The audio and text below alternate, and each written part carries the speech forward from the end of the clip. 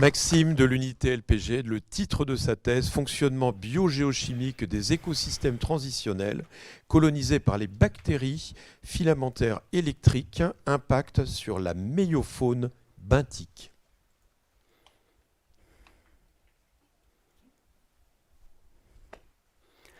Cris de mouettes, bruissement des vagues, odeur d'œufs pourris. Bienvenue sur la vasière au bord de la mer.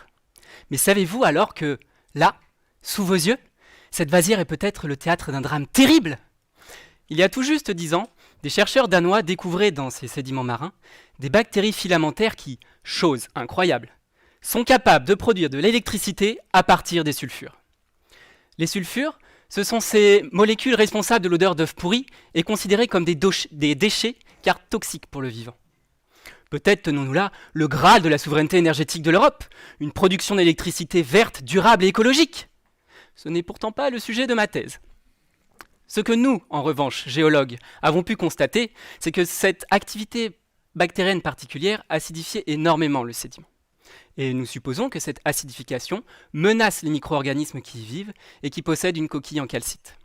La calcite ou le calcaire, c'est ce fin dépôt minéral qui se forme dans le fond de votre douche et que vous essayez de dissoudre à grand renfort de vinaigre blanc, une solution acide, justement. Comprenons bien le problème.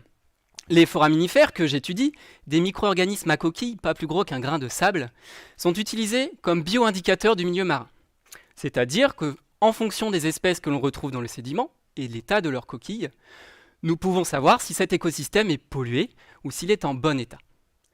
Imaginez maintenant un peu que notre assemblage de foraminifères se trouve altéré non plus par une pollution environnementale, mais par l'acidification naturelle causée par ces bactéries filamentaires. Quel du prix ! Nous devons donc en avoir le cœur net. Alors suivez-moi, enfilez vos bottes, saisissez votre carottier, direction la vasière. Là, il nous faudra prélever délicatement du sédiment, sur lequel nous ferons une batterie d'analyses chimiques et caractérisons l'activité bactérienne.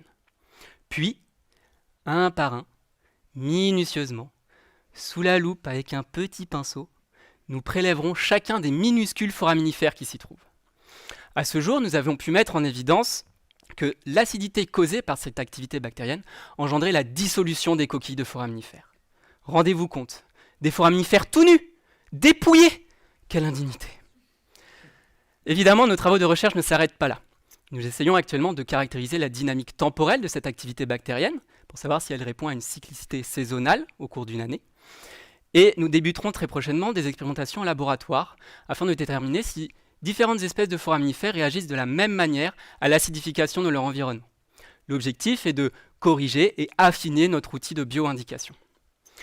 Ces enjeux de recherche fondamentale sont si vastes, chaque découverte entraînant de nouveaux questionnements, qu'il nous faudra bien plus de 3 années de thèse pour tenter d'y répondre. Merci.